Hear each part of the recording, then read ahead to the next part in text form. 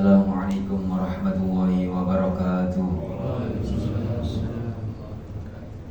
Alhamdulillahirabbil alamin wassalatu wassalamu ala asyrofil anbiya'i wal mursalin sayyidina wa maulana Muhammadin wa ala alihi washabbihi ajma'in, amma ba'd.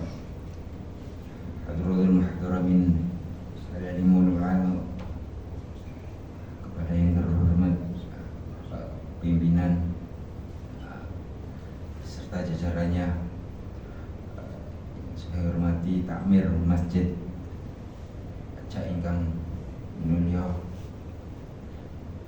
Alhamdulillah sonten menika kita masih diberikan nikmat iman dan Islam, nikmat kesehatan. Saderengipun milai ngaos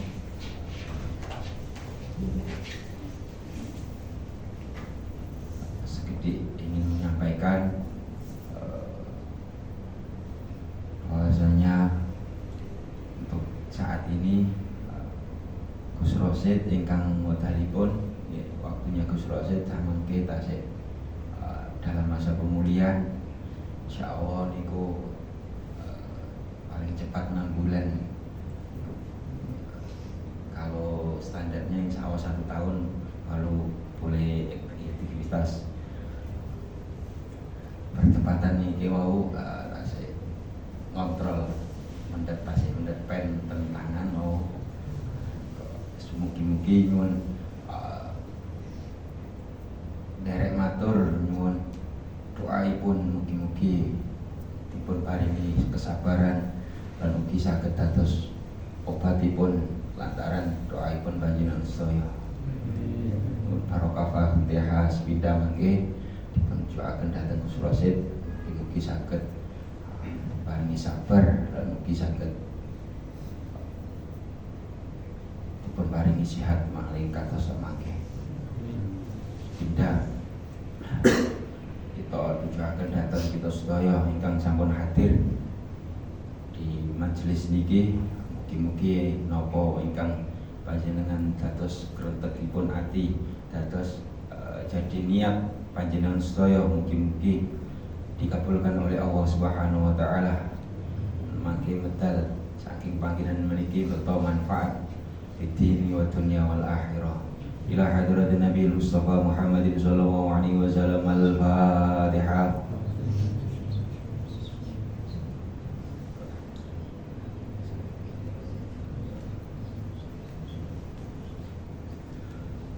ثم إلى روحانيتي وجسدي وجميع المسلمين والمسلمات في هذا المجلس لرضا الله تعالى وشهادة رسول الله صلى الله عليه وسلم. الفاتحة.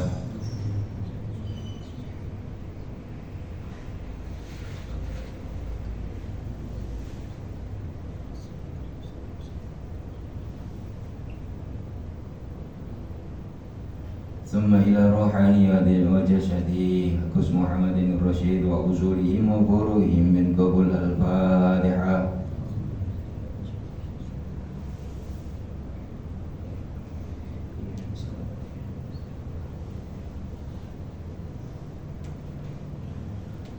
Bismillahirrahmanirrahim. Alhamdulillahirabbil alamin.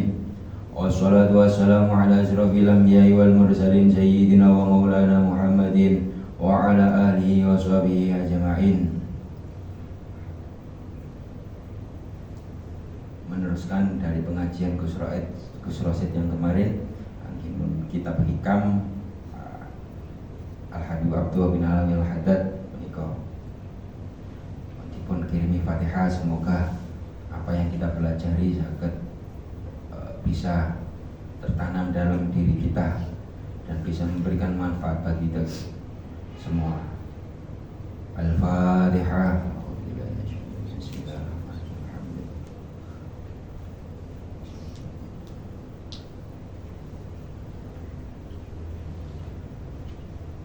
Bismillahirrahmanirrahim. Alhamdulillahirabbil alamin. Qala musannifu rahimahullahu ta'ala wa nafa'na bihi wa bi ulumihi wa 'ada 'alaina min barakatihi fid dharain. Amin ya rabbal alamin.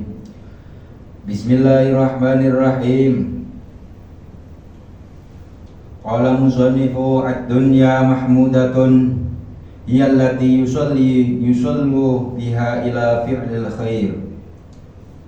Ad-dunya utawi donya al-mahmudatun kang sae apik, ya ad-dunya allati kang yasillu kang bisa ngaselaken biha kelawan ad-dunya mahmudah ilal fi'lil khairi tumeka maring penggawean kang bagus. Jadi salah satu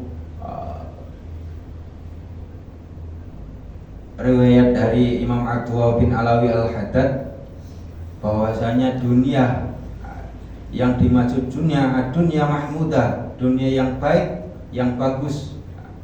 Hiya allati yasilu biha ila fi'lil khair, yang mana ketika dunia tersebut, harta dunia tersebut ketika didapatkan, itu akan menjadikan seseorang tersebut akan menjadi lebih baik dan lebih baik lagi. Itu pun yang dinamakan ad-dunya mahmudah, dunia yang baik. Au yanju biha utawa nyelamataken, menghindarkan biha kelawan ad-dunya mahmudah min fi'li syarri, saking penggawean kang Allah. Diteruskan lagi dawuhnya dari Imam Adwa Alawi Al-Haddad bahwasanya yang dimaksud dunia yang mahmudah di sisi lain dapat menambahkan kebagusan-kebagusan. Di sisi lain dengan adanya dunia tersebut, seseorang tersebut akan menghindar atau terhindar dari perbuatan yang jelek atau yang kurang baik, tercela. Itu dari maksud dari hadis tersebut bisa kita implementasikan dari dalam diri kita semua, bahwasanya apabila kita mendapatkan rezeki atau harta benda dunia yang mana semuanya itu termasuk duniawi, itu ada kalanya kita akan menjadi lebih baik ataupun kita akan terarahkan menjadi yang kurang baik. Itu pun kita bisa introspeksi pada diri kita sendiri. Kemudian dilanjutkan dari daunya Habib Abdullah bin Awal Al-Haddad, ad-dunya utawi dunya mubahatun iku den wenangaken. Jadi semuanya yang berurusan dengan dunia itu diperbolehkan selama kita masih ada batas-batasnya atau kita mempunyai batasan di mana dunia atau harta itu kita manfaatkan dengan sebaik mungkin ataupun kita akan disasarkan oleh dunia tersebut.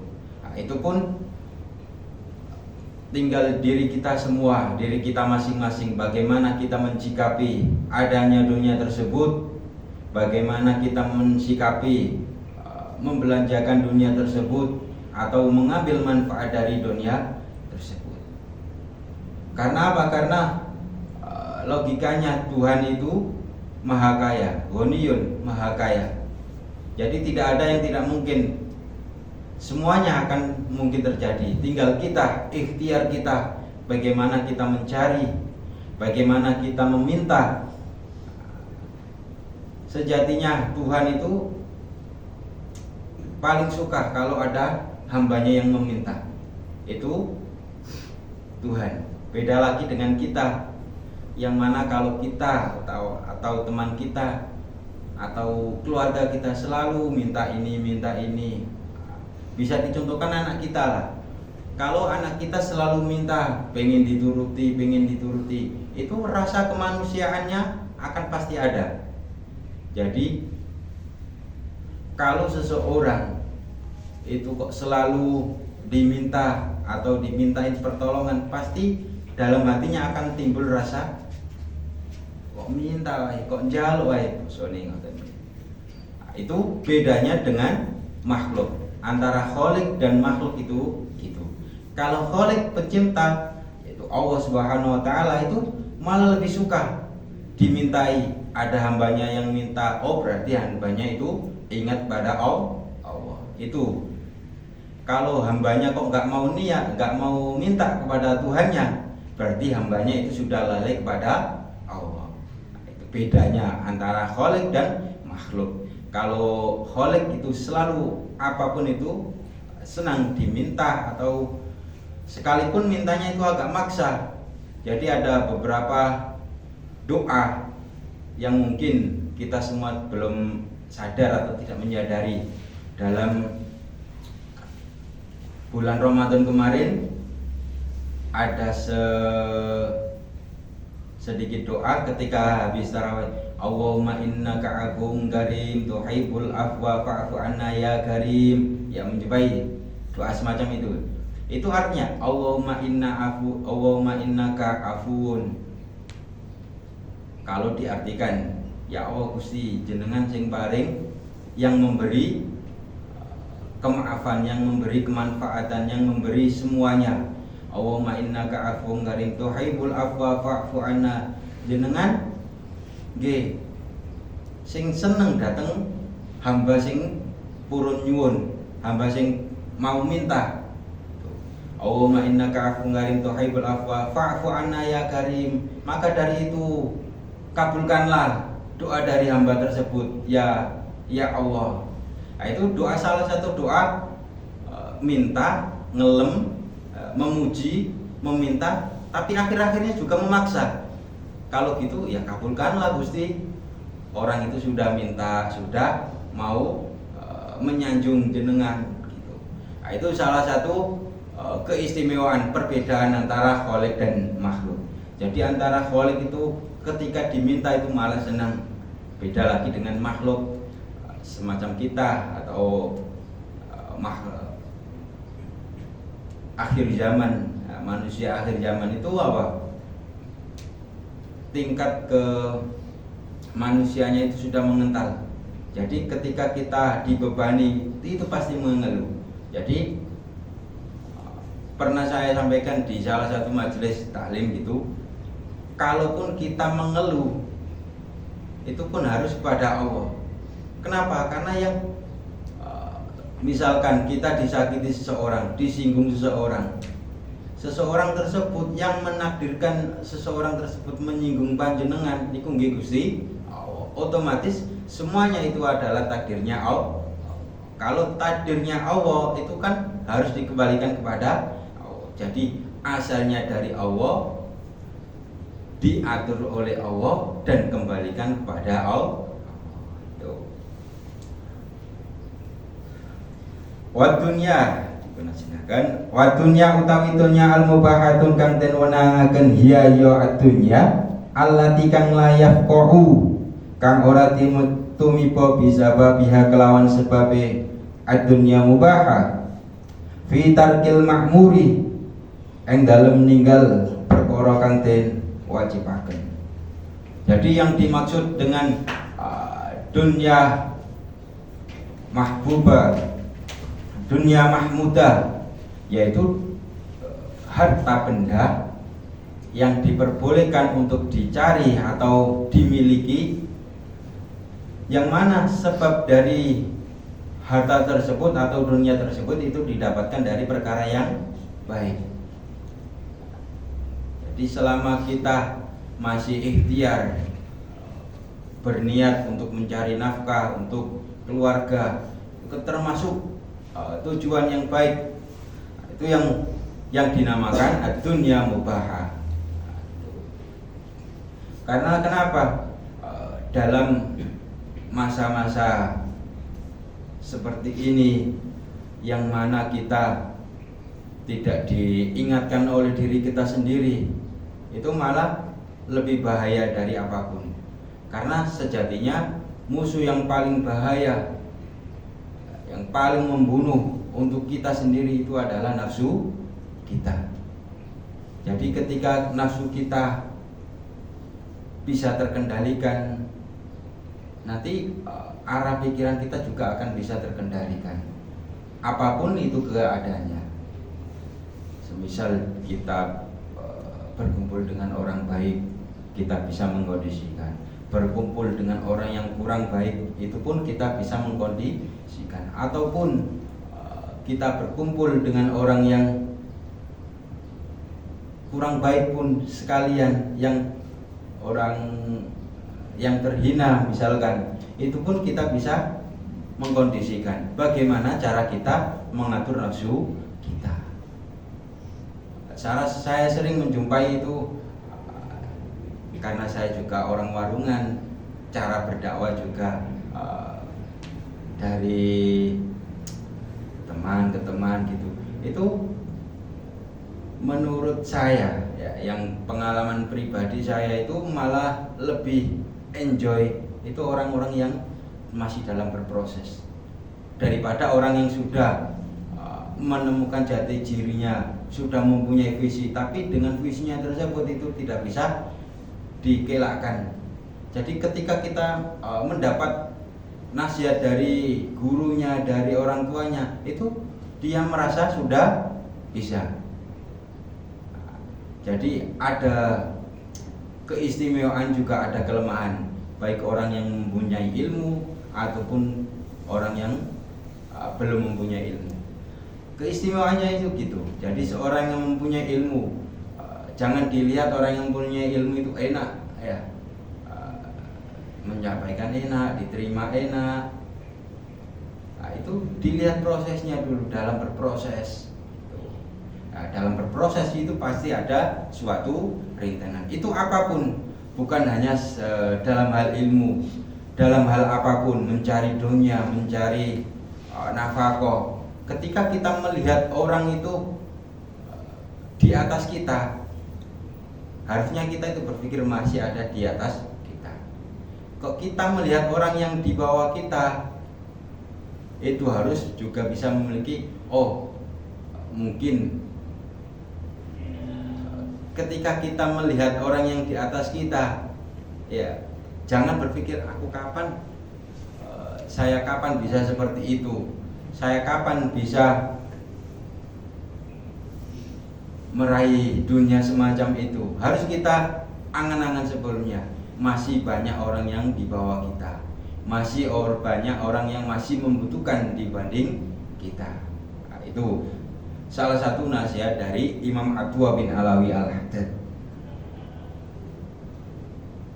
Wala raqubi mahdurin, dan di dalam harta yang diperbolehkan yang baik itu ketika di mana kita mendapatkannya itu tidak dengan hal-hal yang dikecualikan atau hal-hal yang buruk gitu. Jadi selama kita berproses, selama kita mencari nafkah, mencari dunia, itu harus kita bisa imbangi sendiri. Kan ada kalanya ketika kita sudah berproses, kita ditawari dengan harta atau dunia yang besar, itu banyak kemungkinan itu pasti akan terbelokkan. Tinggal kita di mana kita mensikapi, kita merealisasi, kita mensikapi. Kembali lagi ketika kita harus berhubungan dengan nafsu. Jadi ketika nafsu kita itu sudah bergejolak, apapun itu, apapun yang kita lakukan itu timbul dari diri kita sendiri. Jadi musuh terbesar itu bukan saingan kita, bukan orang yang pernah mendolimi kita, tapi apa? Musuh yang paling besar adalah nafsu kita sendiri. Wa dunya utawi dunya al-madmumatun kang den apiaken ala lisanil kitabi wa sunnati ing atase pengucapi Al-Qur'an lan hadis. Jadi semua apapun tentang masalah apapun, terutama dalam masalah mencari dunia atau mencari nafkah, itu semua sudah terkandung dalam Al-Quran dan hadis. Lebih terangnya nanti ketika pada Al-Quran dan hadis kurang bisa difahami, nanti juga akan dipenjelaskan oleh ijma qiyas atau guru-guru kita. Iya allati yaqau bisababi fi tarki ta'ati au fi'li maksiatin. Jadi yang dimaksud harta yang baik, harta yang diperbolehkan itu tidak yang didapatkan dari sumbernya kitab dan hadis, dalam artian itu cara mendapatkannya. Ia allati yaqu bi sababi fitar qitaati au fi lima suyatin, tapi tidak dilakukan dengan cara bermaksiat. Karena sejatinya manusia itu ada kalanya dibedakan menjadi 4 golongan ya. Ada kalanya yang manusia itu yang bisa dapat menerima nasihat dari siapapun. Karena kita logikanya itu manusia kan al-insan nisyan, suka lupa. Dari kata-kata nisyan yang artinya pelupa. Jadi sudah sewajarnya manusia itu lupa. Karena apa? Karena dari asal maknanya sendiri manusia itu dari kata nisyan yang artinya lupa.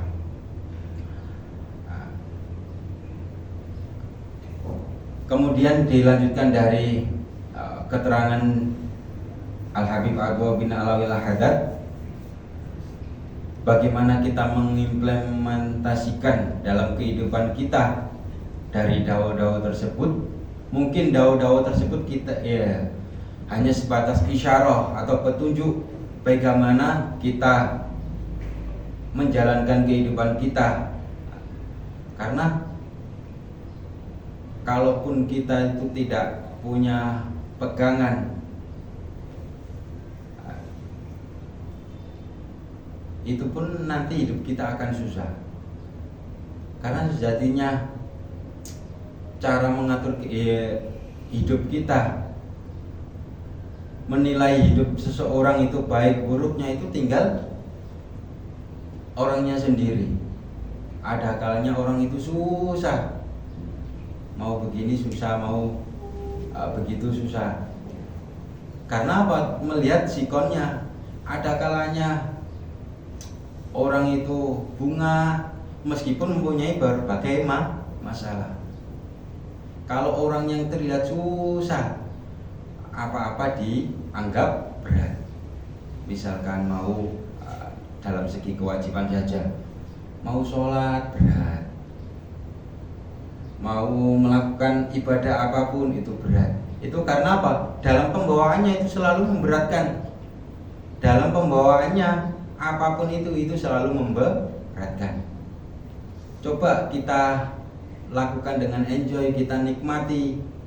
Kita sholat, hitung-hitung sama halnya dengan kita olahraga. Kan ada kalanya ruku, makanya ketika ruku itu diharuskan sejajar. Biar apa? Biar tulang-tulang kita itu kembali normal. Itu ketika kita mengambil hal sekecil apapun bisa dijadikan hal yang manfaat. Selagi itu bernilai kebaikan. Jadi semacam itu. Pamatalul awali mislat minan nasi mayakfir bil isyarah. Yang pertama tadi, suatu manusia, seseorang yang cukup dengan isyarah. Jadi ketika seseorang tersebut berpadu memiliki panduan dari seorang guru atau seorang kitab, itu ketika dengan penjelasan itu pun itu sudah bisa difahami atau bisa dijalankan, bisa dimengerti. Nah, itu macam-macam dari manusia tersebut. Yang pertama, manusia yang hanya dengan isyarah itu bisa paham, bisa mengerti apa yang disampaikan oleh seorang guru atau seorang kiai itu. Wa minhum may yahtaju ila tasrihi ma'arifki waddini.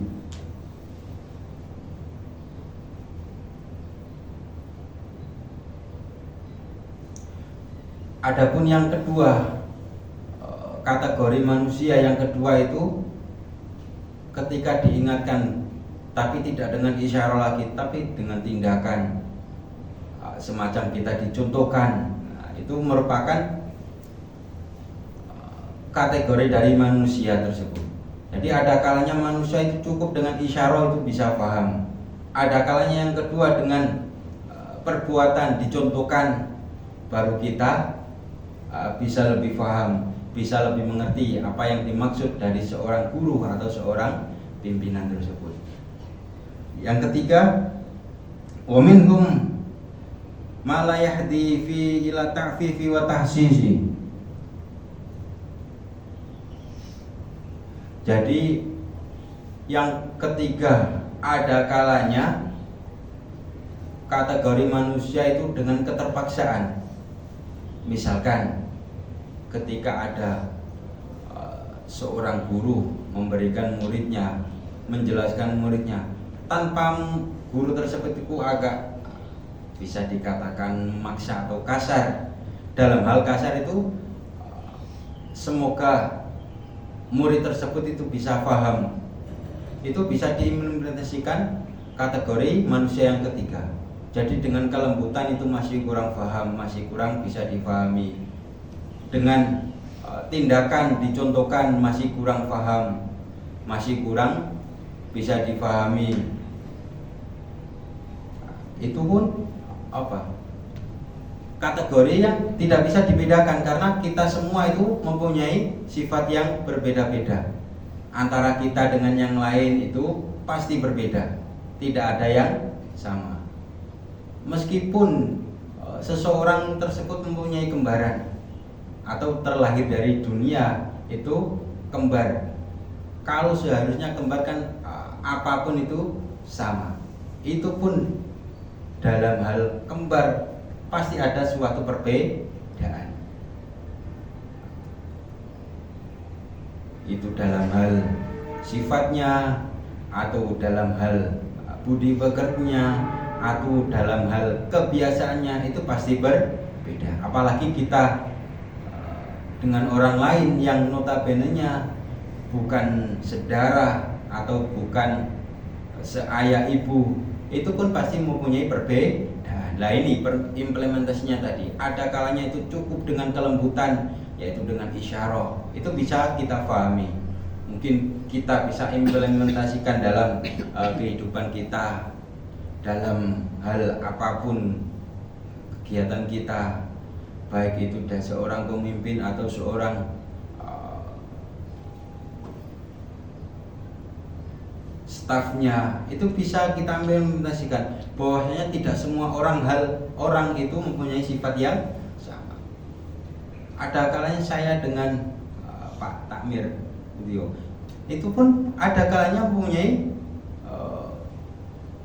pemikiran yang berbeda. Katus saya dengan panjenengan sedoyo itu pun mempunyai pemikiran yang berbeda, pasti itu.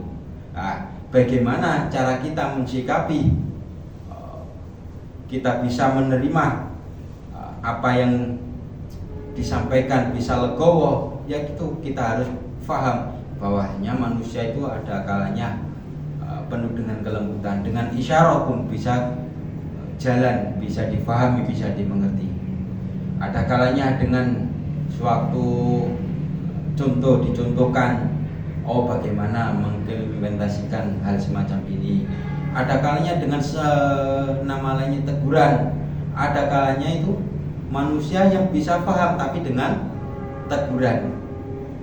Jadi ketika seseorang tersebut tidak ditegur, baik itu dari pimpinan atau dari Tuhannya sendiri, dari Allah, itu pasti ada kalanya itu harus dengan teguran, harus dengan agak dipertegas baru bisa dimengerti.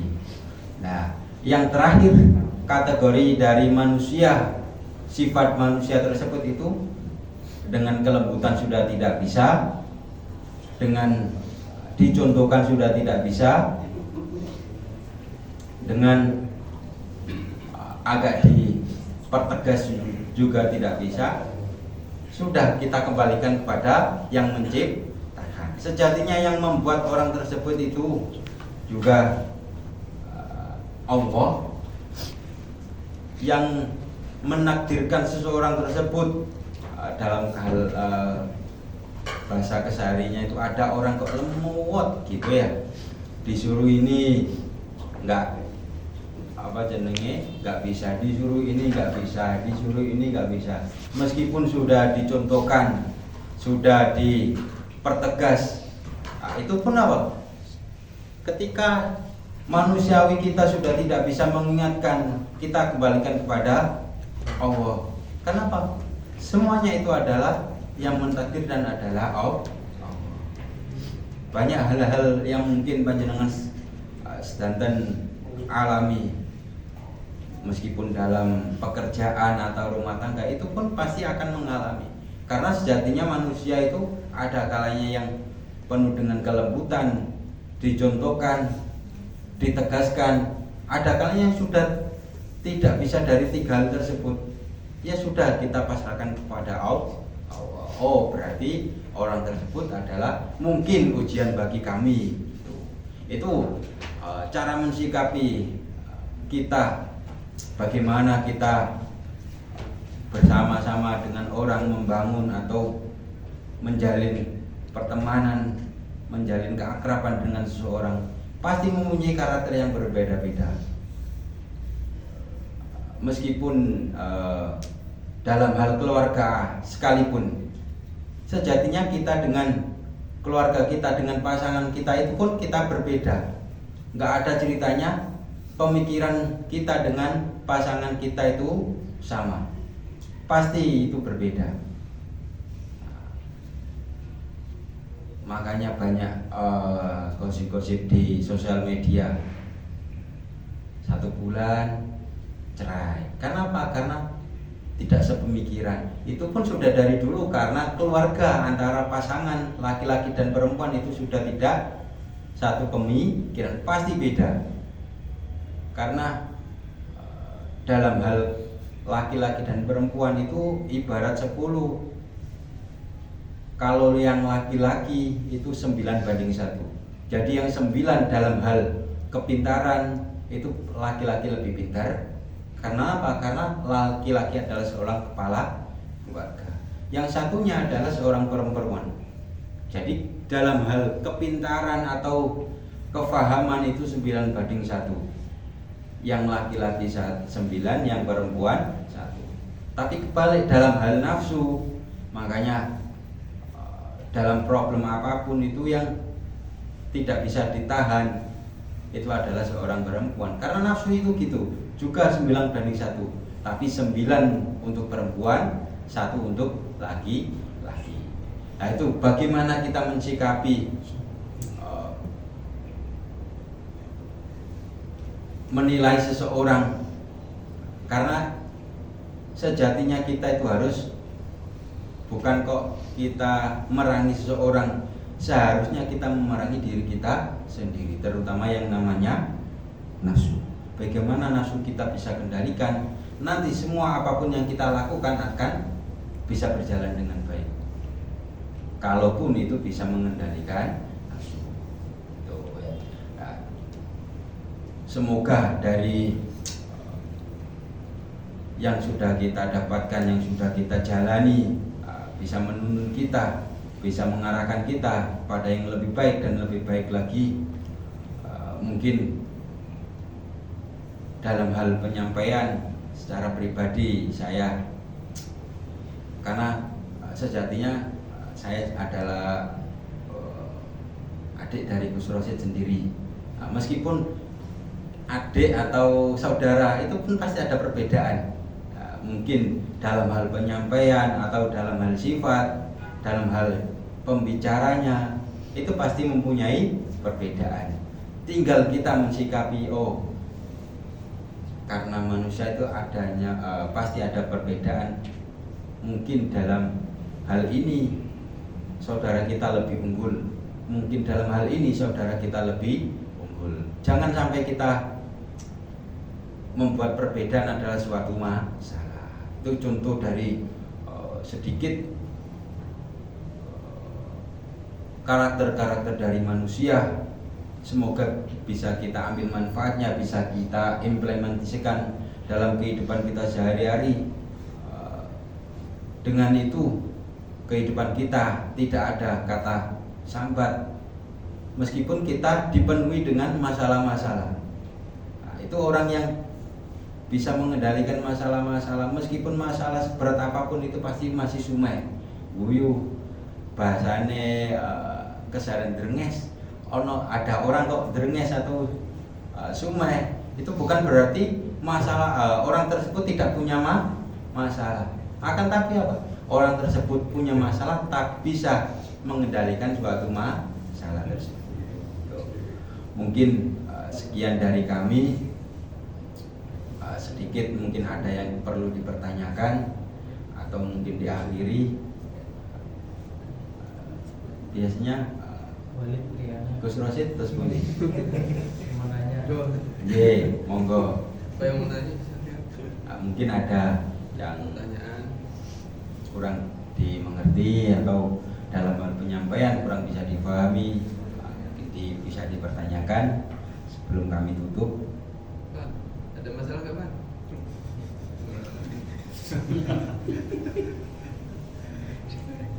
Cukup Ustaz. Cukup. Mungkin dari kami, kalaupun ada kekurangan itu dari kami sendiri.